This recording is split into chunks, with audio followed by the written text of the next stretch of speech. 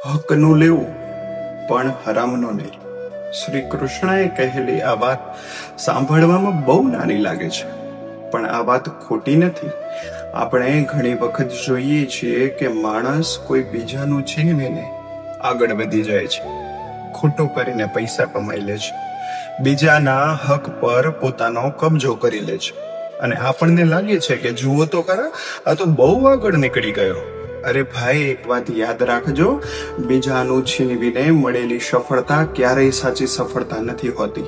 તમારા હકનું છે, મહેનતથી મળ્યું છે અને ન્યાયથી મળ્યું છે, તો આખી દુનિયા સામે માથું ઊંચું કરીને સ્વીકારજો. પણ જે તમારું નથી, જેના માટે તમારી મહેનત નથી, જે કોઈ બીજાના હકનું છે, એ વસ્તુ ગમે તેટલી મોટી હોય પણ એને મેળવવાની લાલચ ના રાખો. કારણ કે ખોટી રીતે મળેલી વસ્તુ કદાચ થોડા સમય માટે ખુશી આપી શકે, પણ મનને શાંતિ ક્યારેય નહીં આપે. શ્રી કૃષ્ણએ આપણને એ જ શીખવે છે કે ધર્મના રસ્તે ચાલીને થોડું મળે ને તો પણ એ વધારે છે, અને અધર્મના રસ્તે ચાલીને ઘણું મળે તો પણ એ ઓછું છે. એટલે જીવનમાં એક નિયમ રાખજો કે મહેનત મારી, હક મારો, તો જ એ વસ્તુ મારી. બીજાનું છીનવીને કે કપટ કરીને લીધેલું નહીં.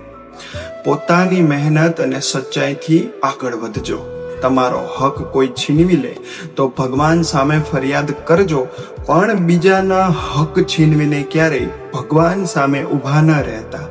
કારણ કે અંતે ભગવાન પાસે સંપત્તિનો નહીં, તમારા કર્મનો હિસાબ આપવાનો છે. જય શ્રી કૃષ્ણ. આવા જ યુટ્યુબ વિડીયોને જોવા માટે મારી યુટ્યુબ ચેનલને સબસ્ક્રાઇબ કરો, લાઈક કરો, શેર કરો. Thank you.